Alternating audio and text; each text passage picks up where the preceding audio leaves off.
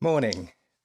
It's 2000. Let's go back to 2000. Film called High Fidelity. Rob Gordon, who's played by John Cusack, runs a record shop with a couple of staff, Dick and Barry. Barry's played by Jack Black. And now all are equally fanatic about, well, not just music, but records and everything that records stand for. Rob has also just been dumped by Laura, his girlfriend. Now, this keeps happening. Rob, Dick and Barry seem to think in terms of top five lists and top five lists of everything. And that's how they make sense of the world. The actual selling of records in the record shop seems to be such a fringe activity that it hardly merits diverting any effort away from making top five lists and making their customers feel inferior by criticising their choices. Barry is always mentioning his band that one day he will form, and yet it always seems like such a fantasy which everyone knows will simply never happen. Now, Rob makes mixtapes. This is, of course, from the days when people made mixtapes.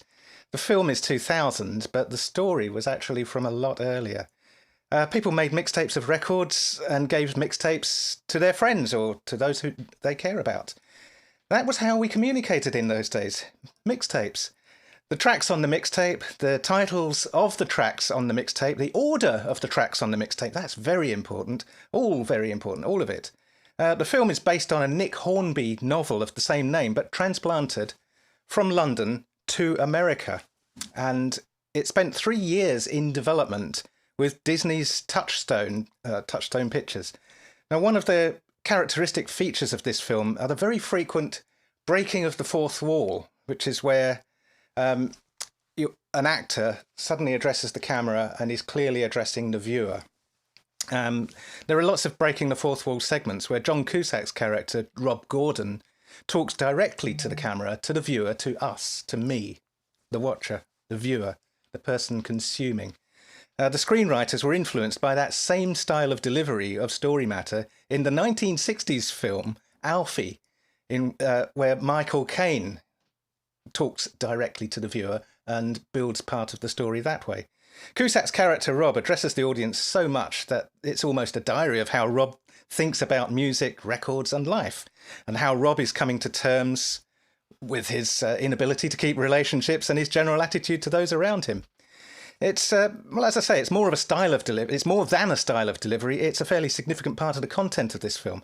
The idea that Rob, Dick and Barry were so infuriatingly snobbish about their music presented a problem that when the screenwriters came to deciding which music should be in the actual film, they had to listen to about 2,000 songs. Of course, a film of this nature guarantees a superb soundtrack album, and that is, of course, what you get. As a film, when I get the opportunity to watch it, it's always a very good experience. There's more than one story arc involved. The subplots are knitted together skillfully, and each character is, well, entirely believable in that there are people like that. We all perhaps know that some people like that. Many of us, we've even been people like that ourselves, with the same deficiencies and distortions of perspective. As I say, the characters are all quite typical of how people often are before they marry and settle. You know, thoroughly obsessed with whatever it is we do all day. Such a distorted perspective that misbalances our own obsessive interest at the expense of understanding our place in the world among all the other people in it. Well, anyway, this is reflected in how the young Rob, Dick and Barry have to rate things in terms of top five lists before they can comprehend everything, as if everything can be quantified like that. And it seems like everything can, but of course, unless what life is actually one-dimensional, things of course can't. The perpetual reorganisation of record collections, for example, which is a theme of this film. Which order should they be in? Alphabetical? Chronological? Something else? There's one scene where Dick visits Rob at home while Rob has all the stacks of records on the floor in mid-reorganisation, and Dick asks how he's filing them. It's not alphabetical. What is it? It's not chronological. So what is it? And Rob says it's autobiographical. The film really is about how we let pop culture define ourselves when pop culture itself is so deficient in comparison. John Cusack's father, Dick, plays the minister at the funeral scene.